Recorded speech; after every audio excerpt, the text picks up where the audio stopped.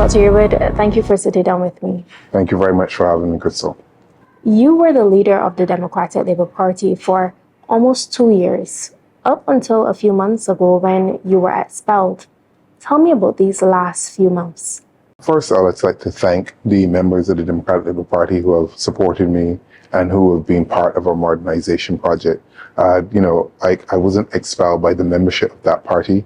We will get into it, but there were some dark forces working in the background that pretty much weaponized the current leader of the opposition against myself and the modernizers of the party who were trying to really return the party to its roots. The last 6 months, as you could imagine, have been really tough. I wouldn't be human if I didn't admit they were hard on me personally. They were hard on my family. They were hard on my friends. They were hard on the membership of the party, especially some of the long-standing members of the party who have suffered basically under the current leadership of the party. They have been hard to say, and their pain is really my pain. And I really feel for some of these members, such as Undine Whitaker, who have given life and service to the Democratic Labour Party, to have been treated in this particular way. It's an old saying, whether you like somebody or not, there's still a kind of human decency and level that you treat people with.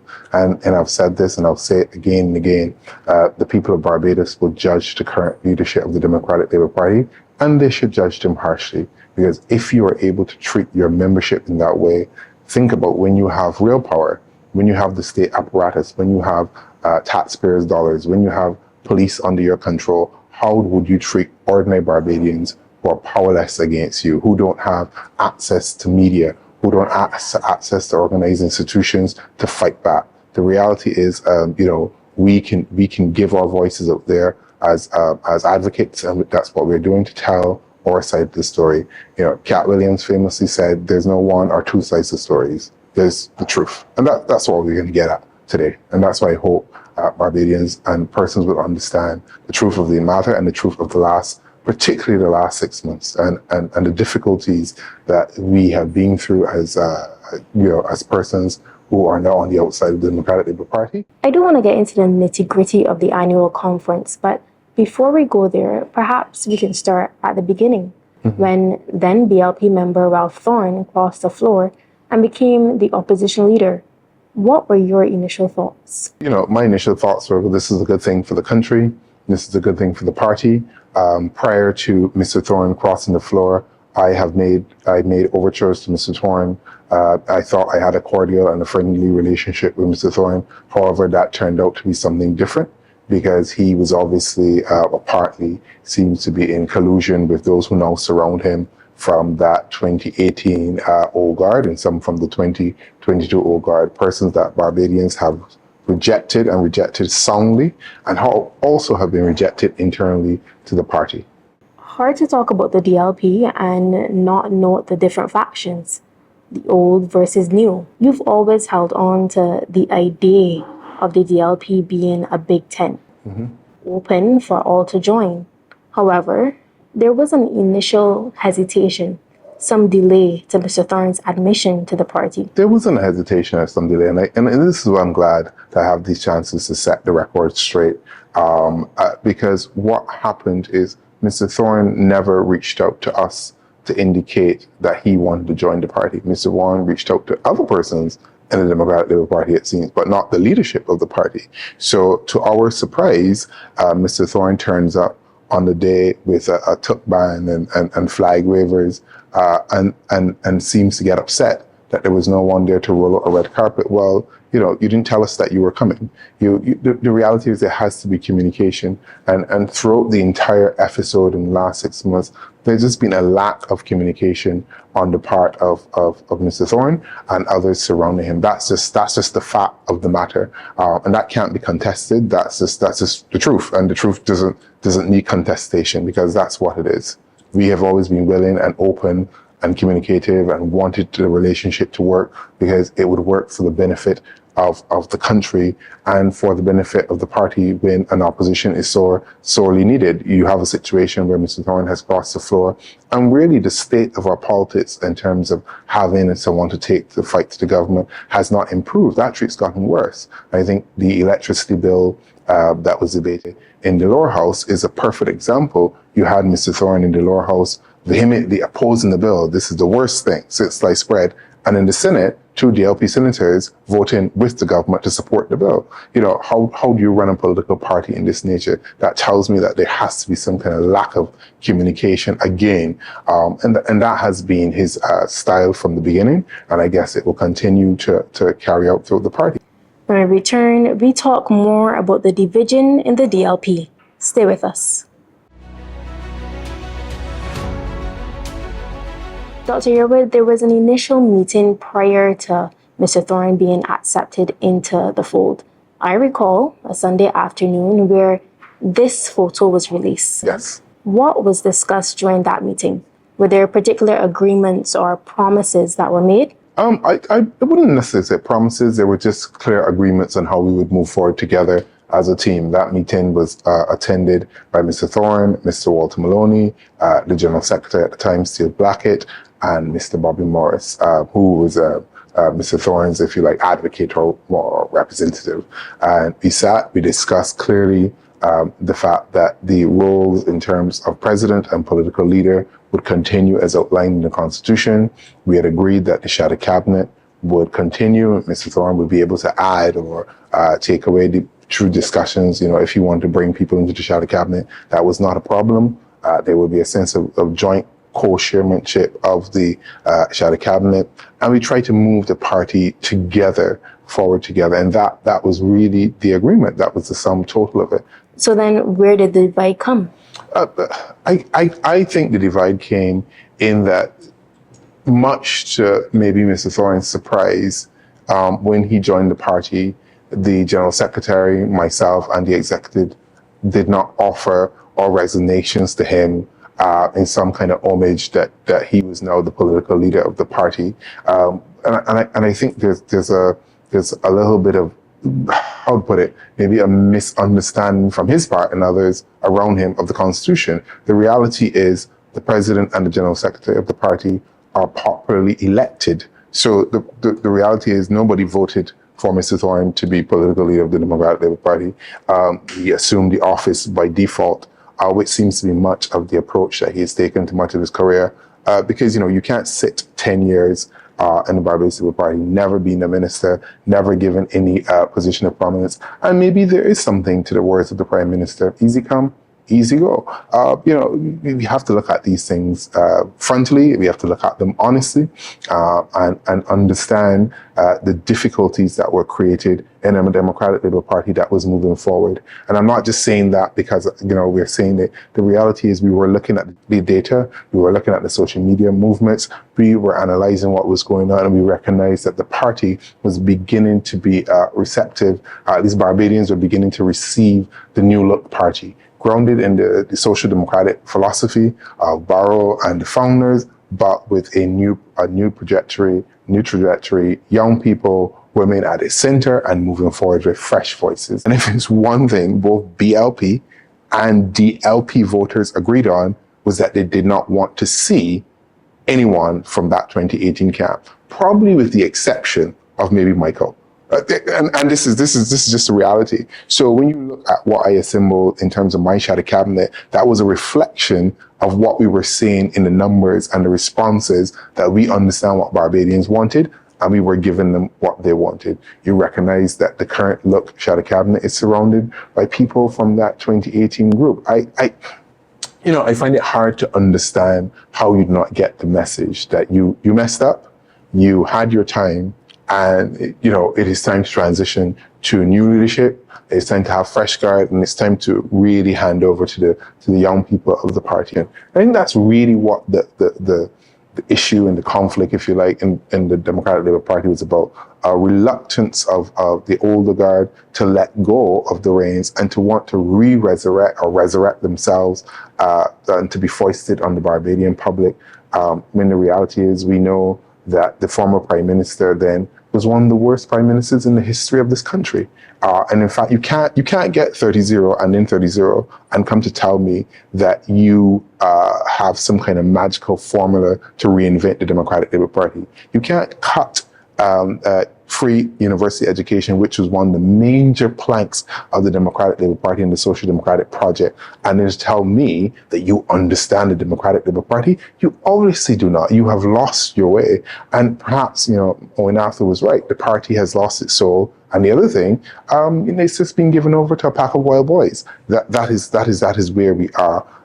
And it is a very sad and it's a very unfortunate situation for the Democratic Labour Party and for the country, because who will suffer from this? Ordinary Barbadians who want representation, who want someone to argue for the issues of cost of living, who want lower light bills, who want lower taxes, who want better schools. All of these things, they're the ones who are going to suffer. The people parading in the Democratic Labour Party at the moment, in some ways they're getting off scotch-free.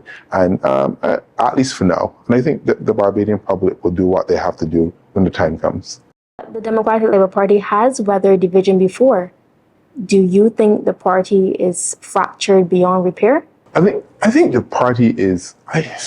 That's a hard question, because I don't like to answer things without data. I would have to see the data. So I will give you the evidence that I've had, from talking to people, from interacting, just man on the street kind of survey, if you like. And in their opinion, yes, the party is fractured beyond repair, because you cannot treat members of your party in that very despicable and dishonorable way, where you close and lock them out of their institution while you are inside pleading the blood of Jesus and clapping about, the hand of God on you, while your membership, particularly some of the elderly women, are outside. And don't forget that day we had serious thunderstorms. You have situations, and I would not recount stories in a way that will embarrass these women, but I would say that they were denied basic facilities and access to basic facilities when they went to the gate to say, can I come in here to use the facilities of the Democratic Labour Party? Facilities that some of these women would have contributed money towards recently in terms of our own modernization, when we took the headquarters and tried to revamp it and bring it back to commercial grade. There was a lot of confusion at the annual conference, to the point that the Barbados Police Service had to be called in. Mm-hmm. You were there. What happened?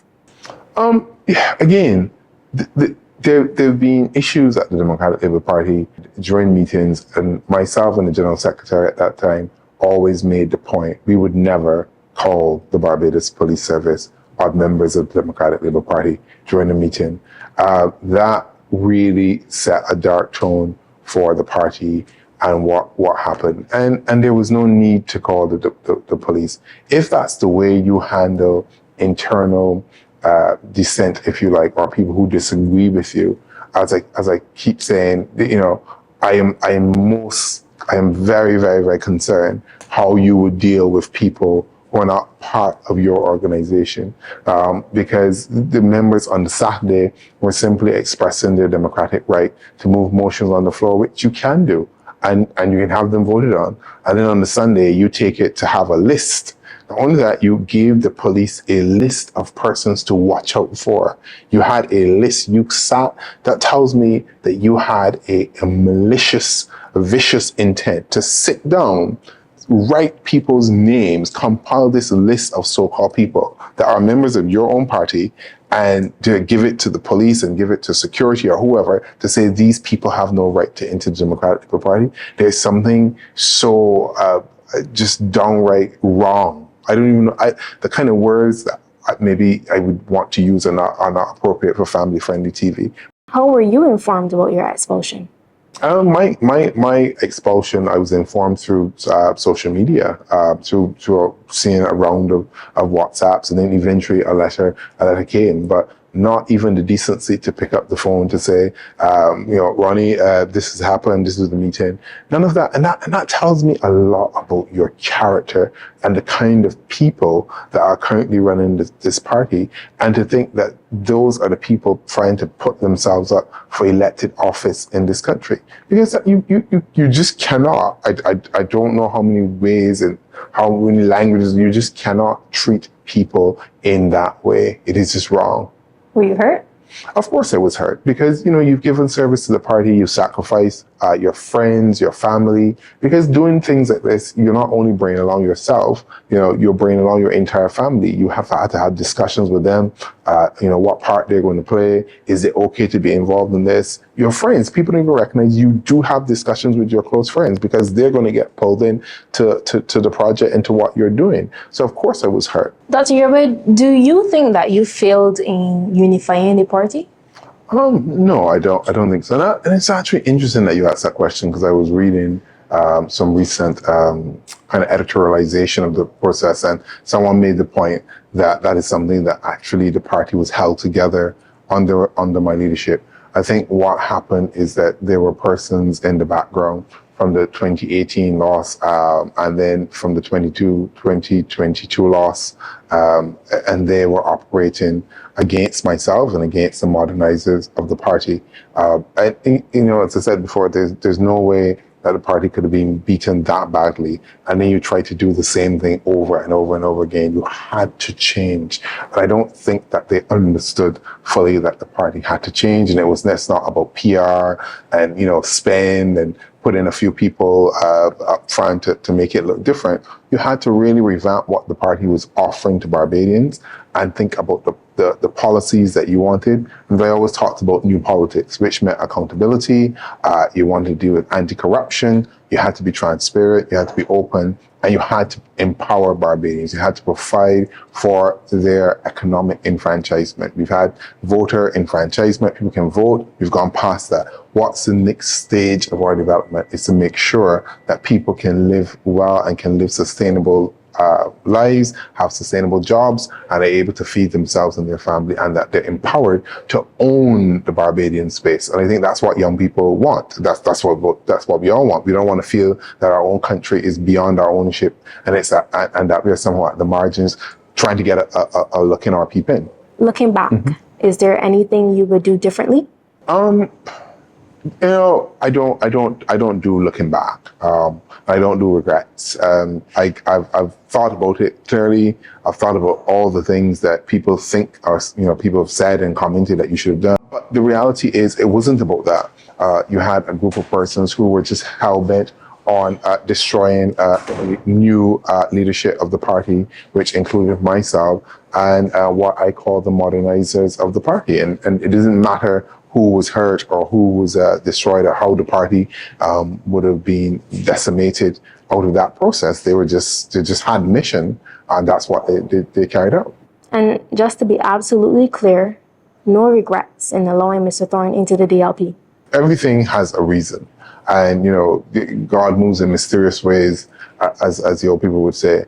And sometimes when you think that something is harming you, you're being removed from harm's way because another door is going to open up and something else will happen that will be more powerful and that would allow you to do the things and to serve the people in the way that you know that they have to be served. So no regrets. Everything happens for a reason.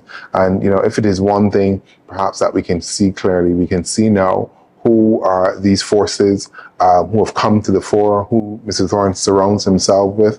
And it is now clear who the hands are behind the curtain are, really, so to speak. Coming up, does Dr. Ronnie Yearwood have a future in politics? Dr. Yearwood, a number of political scientists believe that your career in politics is over. What are your thoughts? First thing, I don't see politics as a career. Politics is a vocation. It's something you're called to do. You're called to serve. If you're coming into politics for a career, you're in the wrong profession. It is not a job as any other job because you are going to be able to change people's lives.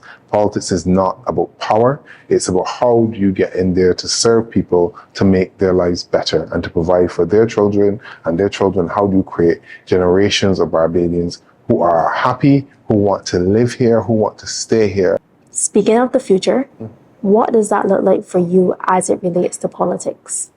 Nothing is off the table, really, to be honest. Everything when it's time. For now, I really, really want to just focus on my family, focus on my newborn, focus on my son and my wife. You said nothing off the table. Can Barbadians expect you to be on the ballot in the next general election? Well, to be honest, I don't know. I do not know. And if there are opportunities or chances or windows that open, who knows? If it doesn't open, again, you move to the next stage. It is just about serving, and when those opportunities open up to serve.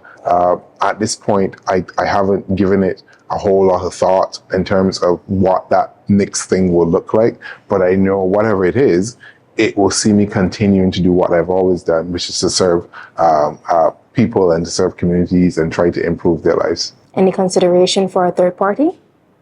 Again, that's an option. But at the same point, I would not be so presumptive or presumptuous to think that I can form a party and impose it upon Barbadians. If I talk about new politics, I have to be serious about practicing it. And people have to want that new party. Have there been overtures from the Barbados Labour Party, and would you consider such a move? No and no.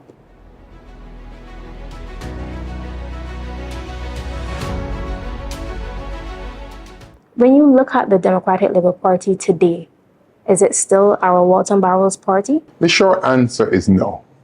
And that is the irony of it all. Persons out there claiming that they're trying to retake the party because they want to stay true to the philosophy of our Walton Borough have done everything to tarnish that philosophy. Our Walton Borough party would never lock out its members. The party of our Walton Borough would not have cut free education in that way. The current party of Walton Borough would not have cut benefits to families that they need to support them. So really, the philosophy that underpinned our Walton Borough's party and the Democratic Labour Party was offered up on the altar by the former DLP and by the former Prime Minister. So when I hear them or any of that lot talking about they're retaking the DLP and they're true Dems, it is laughable, because you are the ones who destroyed the Democratic Labour Party. No one in their 30s or their 40s at this moment, we're not responsible for this. But the thing about it is, we were willing to take responsibility for the rebuild. And that shows true maturity, and that shows leadership for a group of people that had nothing to do with it. We weren't there at the scene. We weren't there. We didn't create this mess for the party, but we were willing to clean it up in honor of our Walton Borough. We were willing to make good on his legacy. Lastly, after all that has transpired, what is your message to the DLP and to the people of Barbados in general? I think my message to the DLP is, what has happened is wrong. Those who remain in the party need to lend their voices and speak up and make it clear that they do not accept the way that members were treated, and that there has to be some recompense. There has to be something that makes this right. I don't see how they're going to make it right. I don't expect them to apologize, because they've pretty much dug in their heels, believing that they had some right to treat people in this way, because they dare them to protest. Dare the members of a party that's the word democratic in it. Dare them to decide that they can move motions and protest and try to push for something that they believe in their numbers. The current members who stayed with the party, they would have to make a decision of whether the party is the party that they believe in, or whether the party has lost its soul, which is what I think that's happened. And my message to Barbadians would be, we have to look to the future. We have to look beyond the current Barbados Labour Party. You have to look beyond the Democratic Labour Party. And dare I say, any voter, 20s, 30s, 40s, they don't have allegiances in the way that our parents had to political parties or to political figures. Their basic question is, what is this party going to do for the country? How is this party going to improve my life? How is this party going to make things better for the people of Barbados? And those are the right questions. And that's where I was trying to push the Democratic Party to answer those questions, because you can't just keep hanging on to legacy. You can't just hold on to the past. Yes, the party did amazing things in the past, but that's in the past, and those things are bedded into our society. So what are the new amazing things that you're going to do? How do you take free education to the next level? How do you create new jobs that aren't necessarily only tourist oriented, but can add to them? How do you create service zones? I saw the Prime Minister recently talking about something that I've been talking about since 2017, 2018, creating an environment, creating a tax structure, reforming our rules that attract business. Trinidad recently set up one of these same special service zones, and I think they're making profits of about 200 million already. We're so behind on all of these things and all these new innovative ideas that we need if we're really going to push this country forward and pay the bills, because education costs, welfare costs, roads costs, hospital, they all cost. So where's the money going to come from, and how do we continue to pay the bills? Dr. Yearwood, I appreciate you making the time. Thank you very much. And thank you for joining us.